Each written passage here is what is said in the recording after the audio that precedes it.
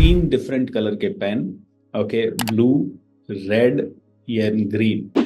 Red से आप वो सारी चीजें लिखेंगे जिनको आपको अपने जीवन से बाहर निकालना है, जिनसे आप छुटकारा पाना चाहते हैं, जो कि एवरेज है, जो कि ठीक नहीं है, आलस है, नेगेटिविटी है, कोई बुरी आदत है, कोई बीमारी है, कोई थकावट है, किसी तरह का कोई लोन है, कोई परेशानी है, कोई चैलेंज है, कोई और दिक्कतें हैं, वो सभी आप रेड पेन से लिखेंगे।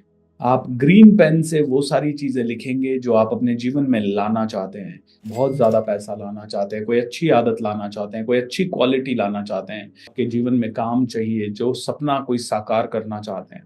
तो जितनी भी चीजें बहुत ज्यादा अपने जीवन में लाना चाहते हैं वो आप ग्रीन पेन से लिखेंगे। और जो चीजें नॉर्मल है, कुछ नई चीज सीखी, कोई अच्छी चीज सीखी, कोई ठीक ठाक चीज सीखी, कोई इंस्पिरेशन का मोमेंट आया, किसी ने आपको हेल्प किया, किसी ने आपको मदद किया, किसी का आपने मदद किया, वो सारी चीजें आप ब्लू पेन से लिखेंगे। सो ब्लू, ग्रीन एंड रेड, ये तीन कलर के पेन। रोज कम से कम 1 से 2 पेजेस तो लिखने ही हैं। वैसे ये बहुत ही छोटा काम है, करीब 5 से 10 पेजेस आपके रोज होने चाहिए। इतनी लर्निंग आपकी रोज होनी चाहिए। जब हम डायरी लिखते थे तो मेरे टीचर ने जो भी सिखाया होता था 2 घंटे की क्लास में, 3 घंटे की क्लास में, वो सारी मैं डायरी में लिखता था, along with examples and everything. हर 15-20 दिनों में एक डायरी भर जाती थी पूरी की पूरी। कम से कम उस मोमेंट में, उस पीरियड में, जब मैं शुरू शुरू में डायरी राइटिंग करता था तो 10 से 12 डायरीज भर दी थी। वो भी ज्यादा लंबी क्लासेस नहीं थी, करीब 1 साल के अंदर अंदर इतनी सारी क्लासेस हमने बैक टू बैक अटेंड की। और फिर आदत हो गई थी कि हर रोज कुछ तो लिखना है डायरी में। हर रोज चाहे 1 पेज ही लिखें, लेकिन वो डायरी में लिखना है। देखिए, जब तक आप किसी चीज का ट्रैकिंग नहीं करेंगे तब तक वो चीज आपकी जिंदगी में आएगी नहीं। इसीलिए डायरी राइटिंग आपको ट्रैकिंग करना सिखाता है। ओके।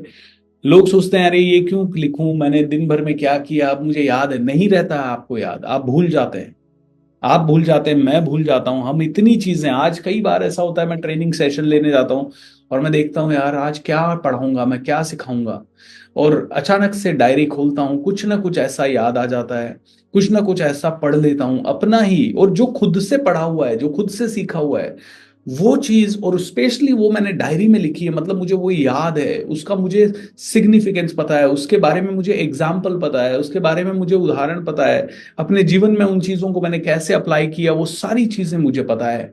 और जब ये सारी चीजें मुझे पता होती है तो लाइफ में फास्ट हम इन्हें इम्प्लीमेंट कर पाते हैं। इसीलिए डायरी राइटिंग दोस्तों, very important, very very very important.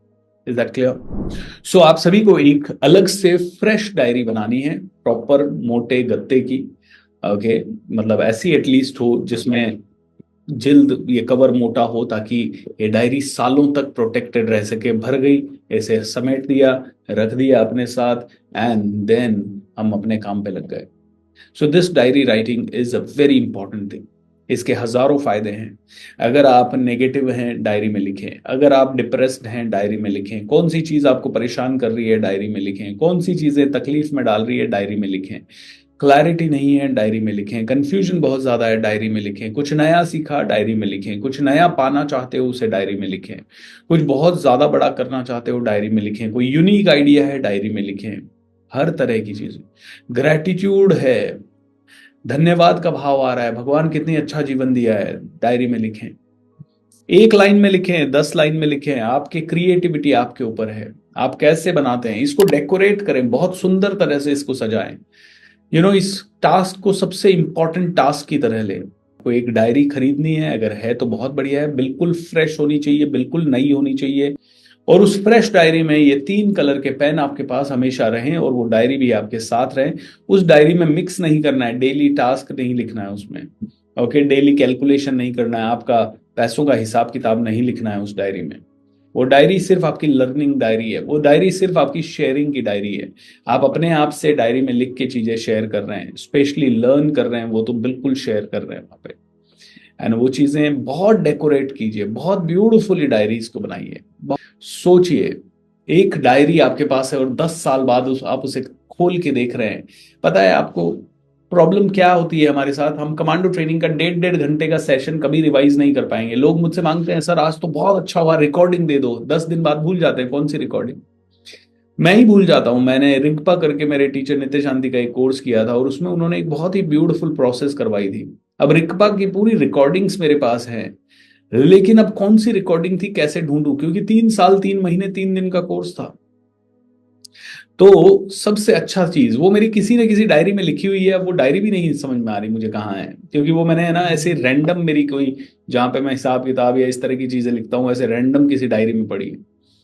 तो I don't remember that, and it was a magical process. जब भी मैंने उसको किया था तो इट वाज हेल्पिंग मी, लेकिन मैं भूल गया उसको।